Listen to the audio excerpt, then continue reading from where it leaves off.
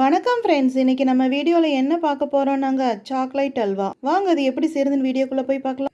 Chocolate bread halwa செய்யறதுக்கு நான் 5 slice bread எடுத்துருக்கேங்க. இப்போ இது நம்ம ஓரத்தையெல்லாம் கட் பண்ணிக்கலாங்க.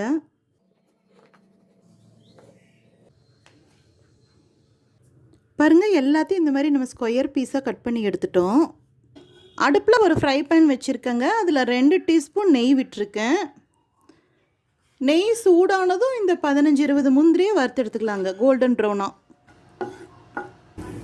பாருங்கள், கோல்டன் ப்ரௌன் ஆயிடுச்சு. இப்போ இந்த முந்திரியெல்லாம் நம்ம தனியாக வடித்து எடுத்து செப்பரேட்டாக ஒரு பிளேட்டில் வச்சுக்கலாங்க. அதே பாத்திரத்தில் நம்ம கட் பண்ணியிருக்கிற இந்த பிரெட் பீசஸ் போட்டு வறுத்து எடுத்துக்கலாங்க. பாருங்கள், நெய்லேயே இந்த பிரெட் பீசஸ் நம்ம வறுத்துட்ருக்கோம். நல்ல ஒரு ஸ்மெல் வந்துட்டுருக்கு. இப்போ அடுப்பு ஆஃப் பண்ணிவிட்டு இது செப்பரேட்டாக எடுத்து வச்சிடலாங்க. அடுப்பில் ஒரு கடாய் வச்சுக்கலாங்க. அதில் 2 கப் சர்க்கரை விட்டுக்கிறேன். அதில் 1.5 கப் தண்ணி விட்டுக்கலாங்க. நல்லா மிக்ஸ் பண்ணி விட்டுக்கலாங்க. இப்போ இந்த சுகர் சிரப்பில் 1 டீஸ்பூன் கோகோ பவுடர் சேர்த்திக்கலாங்க.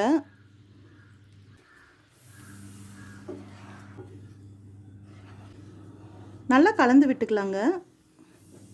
அது கூடவே இந்த 50 கிராம் ஸ்வீட்லெஸ் கோவா அதையும் நல்லா கலந்து விட்டுக்கலாங்க.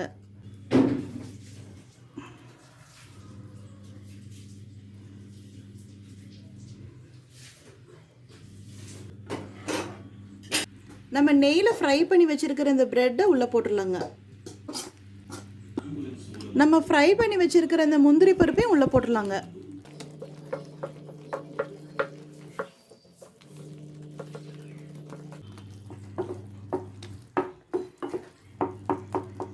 அரை கப் சாக்லேட் சிரப் எடுத்துருக்கங்க. அதை உள்ளே மிக்ஸ் பண்ணிக்கலாம்.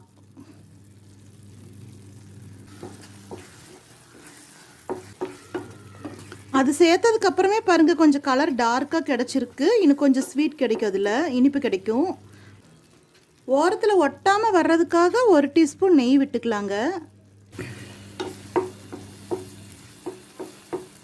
அவ்வளோதாங்க, ஹெர்ஷீஸ் சாக்லேட் அல்வா சீக்கிரத்துலேயே ரெடி ஆயிடுச்சு பாருங்கள். இப்போ நம்ம அடுப்பு ஆஃப் பண்ணிடலாங்க. ஆறுனதும் நம்ம பரிமாறிக்கலாம்.